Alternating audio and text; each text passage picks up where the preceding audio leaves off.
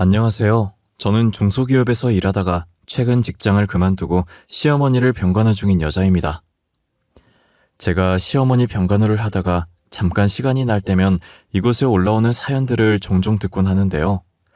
부부간의 이야기도 많이 올라오지만 고부간의 이야기도 만만치 않게 많이 올라오더라고요. 그래서 저도 오늘 저희 시어머니에 관한 이야기를 여러분들께 들려드리고자 합니다. 저는 초등학생 때 같은 동네 같은 학교 친구로 남편을 처음 만났었어요. 저희 집과 남편 집의 거리는 걸어서 5분 정도밖에 걸리지 않았어요. 저희 둘이 친구가 된 건 단순히 같은 동네에 살고 있는 학교를 다니서가 아니었어요. 저는 부모님이 사고로 돌아가시는 바람에 부모님 없이 할머니랑만 살았었거든요. 저희 남편은 부모님이 이혼을 하셔서 아버지 없이 홀어머니 밑에서 자랐었어요. 그래서 철없던 친구들은 저를 고아라고 놀렸고 남편은 아버지가 없다고 놀렸죠. 그렇게 친구들에게 소외당한 저희는 기죽지 않고 둘이서 놀기 시작했어요.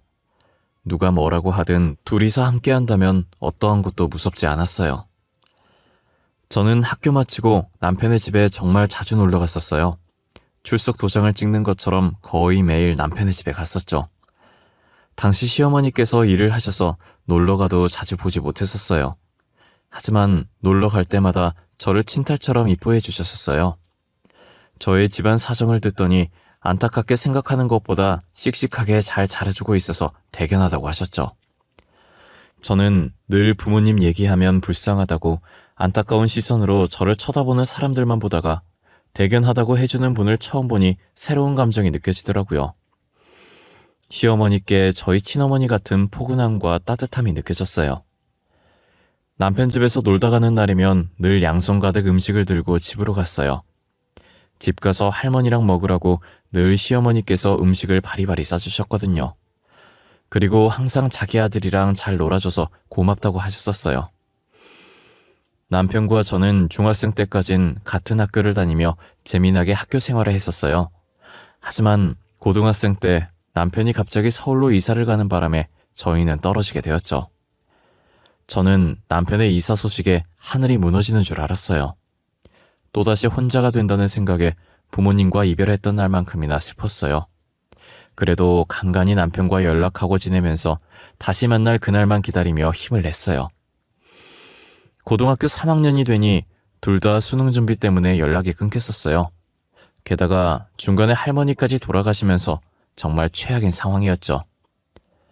조문객 하나 없는 장례식장에 혼자 우두커니 앉아 할머니의 영정사진을 보고 있었어요.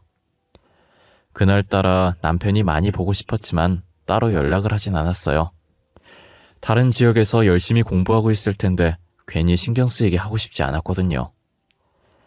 이젠 정말 제 곁에 아무도 없다는 생각에 남편을 찾으러 대학을 서울로 가야겠다는 생각이 들었어요. 원래도 공부 잘하는 남편 옆에서 같이 공부하면서 전교에서 놀 정도로 잘했었지만 남편만큼은 아닌지라 잠잘 시간도 쪼개가면서 더 미친 듯이 공부를 했어요. 원래 대학 생각도 없었고 고등학교 졸업하면 빨리 돈 벌 생각만 하고 있었는데 남편을 만나겠다는 일념 하나로 대학을 지원했어요. 저는 제 바람대로 서울에 있는 4년제 대학교에 갈 수 있었어요. 모두가 가고 싶어하는 명문대는 아니었지만 그래도 나름 이름 있는 학교에 가게 되었죠. 분명 남편은 공부를 잘해서 명문대에 갔을 게 뻔해서 저와 같은 학교일 거라는 생각을 안 했어요. 그래서 일단 서울은 왔는데 어떻게 다시 남편을 찾아야 할까 고민이었어요. 그런데 교양 수업을 갔다가 강의실에서 남편과 비슷하게 생긴 사람을 만나게 된 거예요. 출석을 부르는데 남편과 똑같은 이름이 있었고 교수가 남편의 이름을 부르자 제가 남편과 비슷하게 생겼다고 생각했던 사람이 손을 들더라고요. 저는 남편임을 확신했고 수업을 마치자마자 혹시나 놓칠세라 짐도 못 챙기고 남편 자리로 갔어요. 갑자기 모르는 사람이 자신의 앞에 서자 남편은 당황해하면서 주변을 두리번거리더니 다시 저를 쳐다보면서 손가락으로 자신을 가리키더니 혹시 자기한테 볼 일 있냐고 하는 거예요. 혹시 저한테 볼 일 있으신 건가요? 왜 제 앞에 서 계신 거예요? 네, 저 그쪽한테 볼 일 완전 많아요. 그쪽이 진짜 신주영 맞으세요? 진짜 신주영이면 예전에 인천에 살지 않으셨어요? 예, 맞아요. 어떻게 하셨어요? 절 아세요? 야, 나야, 나, 이은정. 나 모르겠어? 왜, 띵띵초등학교, 띵띵중학교 같이 다녔잖아. 너네 집에도 놀러 다니고. 우리 딱 3년 못 봤는데, 벌써 내 얼굴 잊은 거야? 네? 이윤정? 그쪽이 진짜 이윤정이라고요? 아, 거짓말 치지 마세요. 제가 아는 이윤정은 이렇게 키가 크지 않았어요. 통통하고 작고 귀여웠는데. 야, 나도 중학교 내내 키가 안 자라서 성장판 다친 줄 알았거든. 근데 고등학교 가서 갑자기 살이 빠지더니 그게 다 키로 가더라. 그럼 그쪽이 진짜 이윤정이라고? 고작 3년 사이에 이렇게 변하다니. 야, 너 너무 많이 바뀐 거 아니야? 내 허리까지밖에 안 오던 게. 야, 허리는 좀 오바 아니냐? 초등학생도 아니고. 하여튼 진짜 오랜만이다. 나도 명문대 간 줄 알았는데 너 찾으려고 내가 서울까지 대학 온 거잖아. 저는 예상치 못한 곳에서 남편을 찾았다는 생각에 그간 있었던 이야기를 다 토해냈어요. 남편은 다음 강이 있을지도 모르니 여기서 이러지 말고 카페라도 가자고 하더라고요.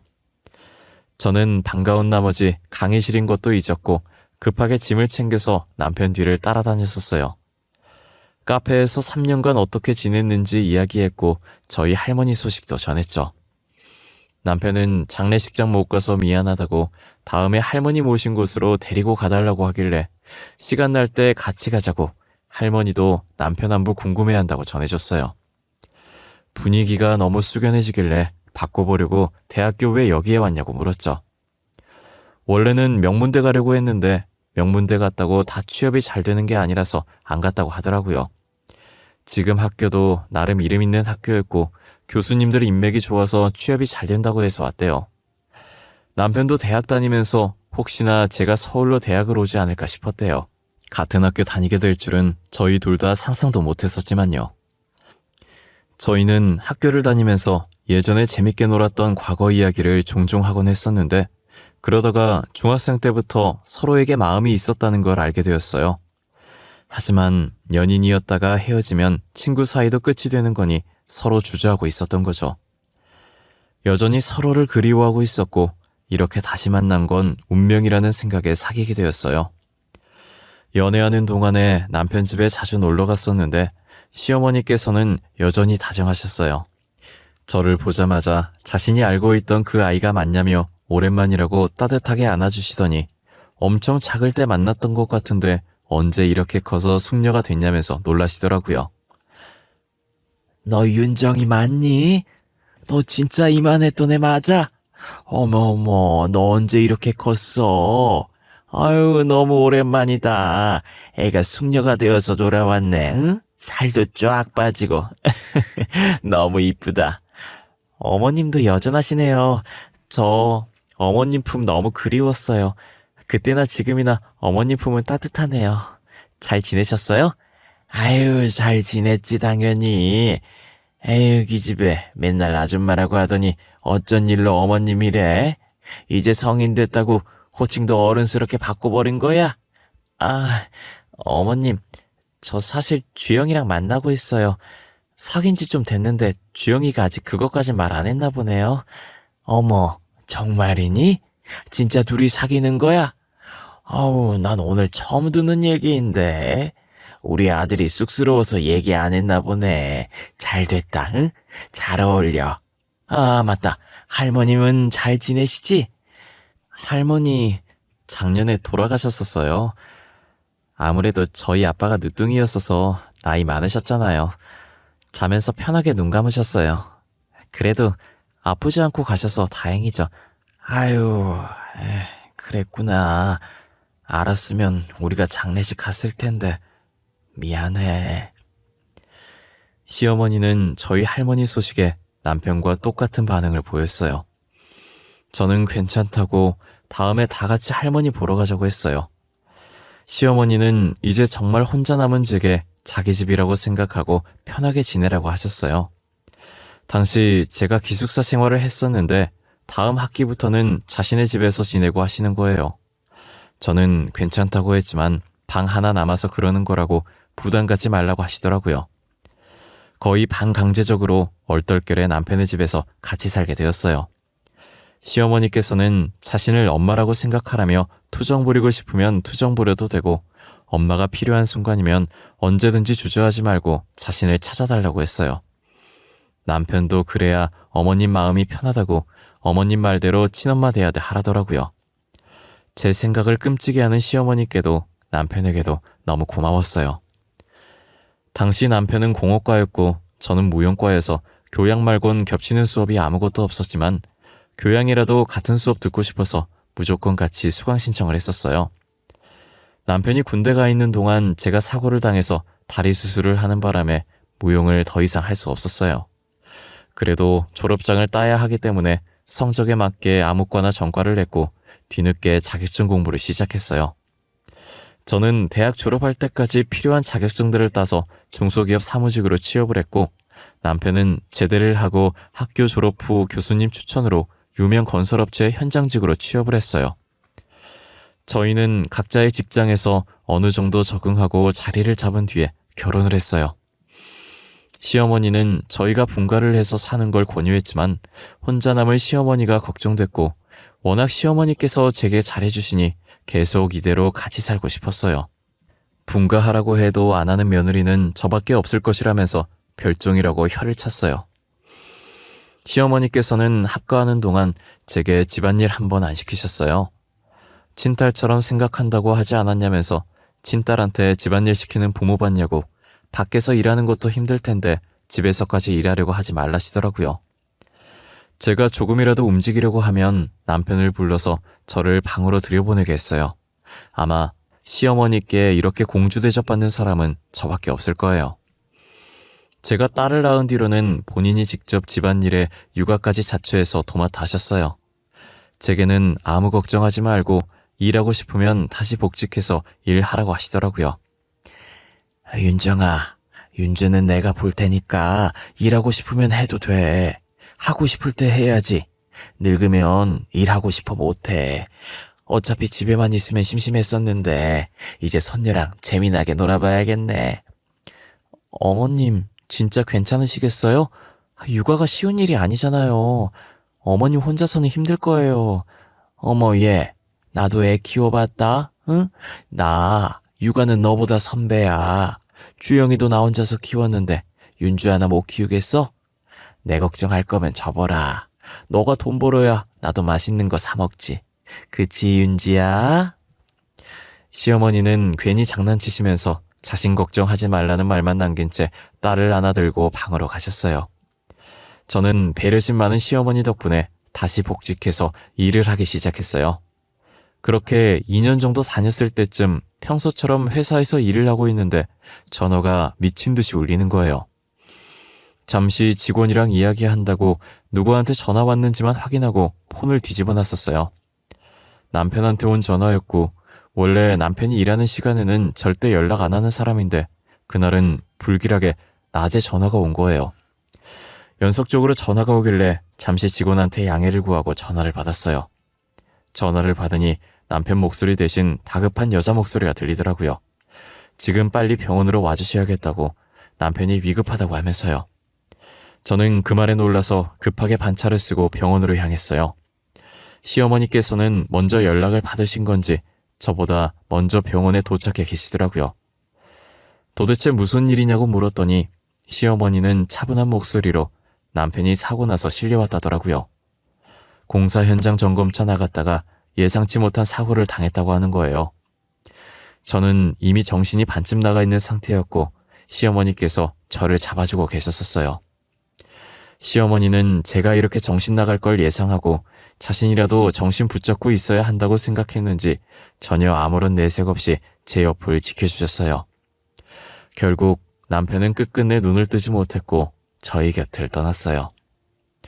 제가 남편과 같이 가고 싶어 할 때마다 시어머니께서 저를 붙잡아 주셨고 혹여나 허튼 생각이라도 할까 제 옆에 붙어서 좋은 말만 해주셨어요. 저는 시어머니의 노력으로 다시 일어날 수 있었고 예전처럼 지낼 수 있게 되었어요. 열심히 일도 하고 남편 몫까지 시어머니께 효도했었죠. 남편은 없지만 여전히 시어머니와 딸과 함께 살았죠. 시어머니는 제게도 딸에게도 정말 다정한 시어머니와 할머니가 되어주셨어요. 명줄 짧은 아들 맡겨서 괜히 앞길 창창한 저를 과부로 만들었다고 딸에게는 아빠 없는 아이로 키우게 해서 늘 미안해하셨어요. 아무래도 남편이 어릴 때 아빠 없다고 놀림을 많이 당했던지라 더 그런 것 같았어요. 시어머니는 딸은 자신이 키울 테니 저보고 새 출발하라고 한 적이 있었어요. 저는 절대 그럴 수 없다고 어떻게 그런 말씀을 하시냐고 화를 뗐어요. 저 또한 부모 없는 고아라고 놀림을 당했던지라 절대 딸 혼자 둘 수 없었어요. 부모가 한 명이라도 있는 것도 2명 다 없는 건 정말 천지 차이거든요. 그리고 애초에 제 인생의 남자는 남편뿐이라 생각해서 다른 남자를 만나 결혼할 생각도 없었어요. 저는 딸에게 아빠 같은 엄마가 되어주었고 시어머니는 엄마 같은 할머니가 되어줬어요. 저희는 별탈 없이 세 식구가 화목하게 잘 살고 있었어요. 하지만 저희의 화목한 관계도 몇 년이 가질 않더라고요. 무엇 때문인지 시어머니의 성격이 점점 변해가셨었거든요. 저희 딸이 6살이 되었을 때쯤 생전 저한테 하지 않던 시집살이를 갑자기 시키기 시작하더라고요. 집에 들어오자마자 밥 차려달라고 짜증을 부리시는 건 기본이고 한쪽엔 빨래들이 쌓여있고 주방엔 설거지거리들이 잔뜩 쌓여있더라고요. 저는 한숨을 쉬면서 대충 겉옷만 벗어놓은 뒤 빠르게 시어머니 밥을 차려드리고 빨래와 설거지를 했어요. 시어머니는 국을 한 입 하시더니 그대로 국그릇을 바닥에 집어던지시는 거예요. 너는 이딴 걸 국이라고 끓인 거니? 어쩜 이래도 형편이 없는지? 에이, 이렇게 짜게 해놓으면 나보고 먹으라는 거야, 말라는 거야? 죄송해요, 어머니.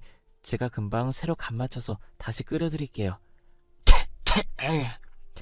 밥은 왜 이렇게 꼬들꼬들한 거야? 생살 씹는 줄 알았네. 가뜩이나 늙어서 이가 시원찮은데 이 나가면 네가 책임질 거야? 밥도 다시 새로 해, 알겠어? 시어머니는 입안에 있던 밥을 뱉더니 식탁에 숟가락을 던지시고 거실로 나가셨어요. 저는 사람이 갑자기 변하면 죽는다는 말이 있듯이 혹시나 몸에 문제가 있는 건 아닌가 싶어서 병원에 모시고 가려고 했으나 자신을 아픈 사람 취급한다고 욕만 먹었어요. 그래도 그간 시어머니께서 제게 잘 해왔기 때문에 이 정도는 참을 수 있다고 생각했어요.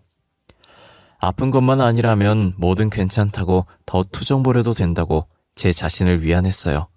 솔직히 아들 잃고 정신 안 나가면 이상한 거라고 그때의 충격이 뒤늦게 도진 거라고 생각했죠. 하지만 시어머니는 도를 지나쳐 저희 딸한테까지 막대하기 시작하는 거예요. 웃으면 웃는 게 거슬린다고 난리치고 울면 우는 게 시끄럽다고 난리치셨어요. 할머니를 엄마인 저보다 더 좋아하던 딸이었지만 무서워진 할머니의 모습에 몸을 떨었어요. 이대로 있다간 딸아이의 정신건강에 좋지 않을 것 같아서 시어머니와 따로 살아야겠다는 마음을 먹었죠. 딸아이를 유치원에 보내긴 했었지만 혹시나 어쩌다 하원 시간이 제 퇴근 시간보다 빨라지면 제가 없을 때 딸아이가 시어머니께 무슨 일을 당할지 모르니 불안한 마음에 결국 시댁에 나와서 살았어요. 딸과 저는 1년 동안 아무 문제 없이 잘 살고 있었어요. 하지만 1년이 지나고부터 시어머니께서 계속 딸의 유치원에 계속 나타나서 저희 주변을 맴돌더라고요. 처음엔 제가 많이 둔한 편이라 시어머니께서 저희 주변을 맴돌고 있는지 몰랐어요. 그런데 유치원 선생님께서 저를 살짝 부르더니 말씀해 주시더라고요. 윤주 어머님, 다름이 아니라 예전에 윤주 할머님께서 하원을 도와주셨었잖아요. 그런데 한동안 안 보이시더니 요즘 따라 윤주 하원을 안 하시고 멀리서 쳐다만 보고 가시더라고요. 아, 제가 선생님께 말씀 안 드렸네요. 윤주 할머니와도 절대 윤주 맡기지 마세요. 저희 이제 따로 살아서 윤주 할머니가 데리러 오는 일 없을 거거든요. 아, 그래요? 제가 윤주 할머님 불렀으면 큰일 날 뻔했네요. 저랑 눈 마주치고 그냥 가시길래 부르려고 했는데 다른 선생님이 저를 찾으셔서 못 불렀거든요. 다음에도 보이면 그냥 저한테 연락 주세요. 제가 따끔하게 한마디 해야겠어요. 선생님은 무슨 일인지 더 이상 묻지 않으셨고 다시 보이면 연락달라는 제 말에 알겠다고 했어요. 그 뒤로 며칠 뒤 또 시어머니가 주변을 서성거린다고 선생님께 연락이 온 거예요. 저는 잠시 나갔다 오겠다고 하고 회사 근처에 있던 딸아이의 유치원으로 뛰어갔어요. 시어머니는 나무들 사이에서 멀찍이 저희 딸아이가 노는 모습을 보고 있더라고요. 저는 시어머니의 손목을 붙잡고 유치원이랑 조금 떨어진 곳으로 무작정 걸었어요. 혹시라도 딸아이가 볼까봐 딸아이가 안 보이는 곳으로 갔죠. 유치원과 꽤 멀어졌을 때쯤 시어머니의 손목을 놓고 째려봤어요. 1년 만에 본 시어머니의 몰골은 꽤나 많이 말라있더라고요. 순간 마음이 찡했지만 시어머니께서 딸아이에게 했던 것이 생각나서 독해지기로 마음먹었어요. 저는 팔짱을 낀 채로 시어머니를 노려보면서 왜 온 거냐고 쏘아붙였어요. 어머님, 지금 여기서 뭐 하시는 거예요? 저희 딸 싫다고 할 땐 언제고 여기서 뭐 하고 계시냐고요? 혼자 남게 되니 갑자기 저희가 그립기라도 하셨나 봐요? 아가, 그게 아니라 나는 그냥 우리 손녀가 잘 지내는가 궁금해서. 진짜 별 뜻 없었어. 그래도 내 핏줄인데 잘 지내는지만 확인하려고 온 거야. 울면 시끄럽다, 웃으면 거슬린다, 세상 살기 좋나 보다 하면서 어린애한테 막말 부어놓고 이제 와서 잘 지내는지 궁금하시다고요? 어떻게 사람이 이렇게 이중적일 수가 있으세요? 나도 윤주한테 그렇게 심한 말을 하려던 게 아니었는데 내가 정말 미안하구나. 제발 그만하세요. 이제 와서 미안하다는 말 듣고 싶지 않아요. 더 이상 저희 찾아오지 마세요. 멀리서라도 보지 마세요. 그냥 저희 근처에 나타나지 마시라고요. 다시는 보고 싶지 않아요. 아시겠어요? 그래, 내가 윤주한테도 너한테도 정말 죽을 죄를 지었구나. 오늘 이후로 절대 너네 앞에 나타날 일 없을 거야. 그동안 나랑 사느라 고생 많았고 미안했다. 시어머니는 제게 미안하다는 말과 함께 제 손에 서류 봉투를 하나 쥐어두더니 사라지시더라고요. 봉투 안에 딸아이와 제 명의로 된 통장 하나씩과 편지 하나가 들어있었어요. 딸의 통장은 언제 만들었는지 모르겠지만 제 통장은 예전에 제가 생활비 입금해줬었던 통장이었어요. 두 통장 안에 돈이 상당히 많이 들어있는 것을 확인했고 저는 급하게 편지를 열어봤어요. 편지의 내용을 보고 저는 뒤늦게 시어머니가 떠난 방향으로 미친 듯이 뛰었지만 이미 시어머니는 사라지신 뒤였어요. 편지 속엔 저와 딸에게 미안하다는 내용이 담겨 있었어요. 알고 보니 시어머니는 간암투병 중이셨고 이식을 하지 않으면 살 수가 없는 상태라고 하는 거예요. 암이 꽤나 많이 퍼져서 일반인의 간을 받을 수 없을 정도고 뇌사자 간을 이식받아야 한다더라고요. 차라리 일반인 간을 받을 수 있다면 제가 드리면 되는데 뇌사자 간은 정말 구하기 힘들어요. 뇌사자 가족분들에게 이식 수술 동의를 구해야 하는데 이식을 해주는 경우가 드물죠. 그래서 시어머니께서는 제가 병수발을 해야 할까봐 짐이 되기 싫어서 딸에게는 모진말을 하고 제게는 시집살이를 시켰던 것이에요. 아직도 기증자는 나타나지 않고 암은 계속 퍼지고 있고 죽을 날이 얼마 남지 않았다고 생각해서 죽기 전에 저희를 멀리서라도 많이 봐두고 싶어서 찾아온 것이었어요. 저희 딸 통장에 있던 돈은 딸 결혼할 때 쓰라고 넣어놓은 돈이었고 제 통장에 있던 돈은 제가 그동안 생활비 준 거 모았던 거더라고요. 유치원 선생님과 눈이 마주쳤을 때 언젠간 제 귀에 들어갈 것이라 생각했고 마주치면 주려고 매일 들고 다니셨던 거예요. 그 사실을 알고 눈물 범벅이 된 얼굴로 시어머니 집을 찾아갔어요. 그런데 이미 시어머니께서 이사를 가고 없는 건지 집안에 아무것도 없이 텅 빈 곳이 되었더라고요. 저는 며칠 동안 어떻게든 수소문해서 시어머니께서 지내고 있다는 병원을 찾아갔어요. 병실 문을 열어보니 시어머니께서 제일 끝 침대에서 누워 초점 없는 눈으로 창밖만 멍하니 보고 계시더라고요. 저는 시어머니의 모습이 보이자마자 다시 눈물이 차올랐고 천천히 시어머니께 다가갔어요. 불과 5일밖에 안 지났는데 마지막에 본 모습보다 더 말라있는 거예요. 저는 다른 환자분들이 보든 말든 시어머니 침대 앞에 서서 소리를 내며 울었어요. 창밖을 보던 시어머니는 갑자기 들려오는 울음소리에 놀라서 제 쪽을 쳐다보더라고요. 어머님, 진짜 나빠요. 저한테 시집살이 시켰을 때보다 저희 딸한테 모진말 했을 때보다 지금이 제일 나빠요. 어떻게 몸이 이 지경이 되도록 저한테 말씀 한 번 안 하셨어요? 윤정이? 너 우리 윤정이니? 네가 여기를 어떻게 알고 온 거야? 어머님 혼자 작별 인사하면 다해요? 어머님 그렇게 떠나면 나면 저희는 어떡하라고요? 어머님 진짜 너무 나빠요. 이기적이에요. 왜 혼자 그렇게 떠나시려고 해요? 아휴, 내가 미안하다 윤정아. 울지 마라. 응? 내가 잘못했어. 그래도 죽기 전에 이렇게 만났네. 우리 윤정이 이쁜 얼굴 다 망치겠다. 그만 울어. 응? 내가 너무 미안해. 시어머니께서는 울지 말라며 저를 안아주셨고 여전히 시어머니 품속은 따뜻했어요. 저는 시어머니 품에서 어린아이처럼 울음을 멈출 수가 없었어요. 제가 숨이 넘어가려고 하자 시어머니는 손으로 가볍게 등을 토닥여 주셨죠. 시어머니의 토닥임에 어느 정도 진정이 되더라고요. 저는 진정이 되자마자 시어머니는 보살피겠다는 의견을 냈어요.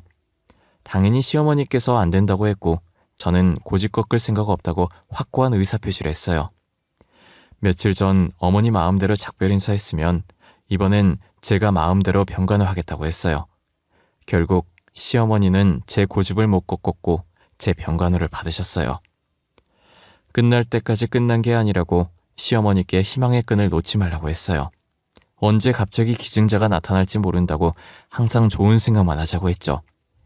밥도 든든하게 먹어야 버틴다고 시어머니께서 평소 좋아하던 음식들만 준비해 갔어요. 시어머니는 밥을 반 공기도 못 드셨는데 제가 다 안 먹으면 가려고 하질 않자 억지로 밥 한 공기를 뚝딱 하셨죠. 제가 병간호한 뒤로 몸에 좋다는 건 다 챙겨 먹이니 시어머니는 조금씩 살이 붙었고 혈색도 좋아졌어요. 저희 딸도 하원하고 와서 유치원에 있었던 일을 시어머니 앞에서 조잘조잘 떠들어요. 처음엔 가기 싫어했는데 할머니 예전 모습으로 다시 돌아왔다고 하니 웃으면서 저를 따라오더라고요. 지금은 시어머니 옆에 붙어서 떨어지려고 하질 않아요. 끝날 때까지 끝난 게 아니다. 이 말이 진짜 맞는 말인 건지 얼마 전 시어머니께서 간을 기증할 분이 나타났다고 하셨어요. 기증자는 뇌사자셨는데 평소 장기 기증에 관심이 많던 분이라 가족들이 그분의 뜻을 따라 기증을 하기로 결정하셨다고 하더라고요. 저희 가족은 종교도 없으면서 기증자가 나타났다는 소식에 신이란 신은 다 불러서 감사하다고 했어요. 지금은 수술이 성공적으로 끝나서 병원에서 입원 치료 중이에요. 의사 선생님이 수술 후 경과가 좋다고 조금 있으면 퇴원할 수 있다고 하시더라고요. 얼른 시어머니께서 퇴원을 하셔서 저희와 다시 함께 사셨으면 좋겠어요. 시어머니께서 퇴원하시게 되면 어머님 건강 생각해서 저희는 공기 좋은 곳으로 이사를 가려고 해요. 그리고 다시는 병이 재발하지 않도록 제가 옆에서 많이 신경 쓰려고요. 시어머니께서는 그럴 필요 없다고 하셨지만 저는 시어머니와 함께 오래도록 살 생각이라 아무리 반대하셔도 공기 좋은 곳으로 이사를 갈 거예요. 제가 벌써 다 알아보고 미리 받은 집도 있거든요. 시어머니께서 살아계시는 동안에 시어머니를 위해서 살려고요. 아무것도 모른 채 시어머니를 떠나보낼 뻔했는데 만약 진짜 그랬으면 엄청 후회했을 거예요. 이렇게 제 옆에 살아계신 걸 감사하고 이 시간들을 소중하게 생각하며 살아가려고요. 제 이야기는 여기까지입니다. 여러분들도 부모님께서 살아계실 때 사랑한다는 말 한 번이라도 더 해주시길 바래요. 떠나고 나서 후회해봤자 아무 소용이 없잖아요. 지금까지 제 이야기 들어주신 모든 분들께 감사하고 늘 건강하시길 바랄게요.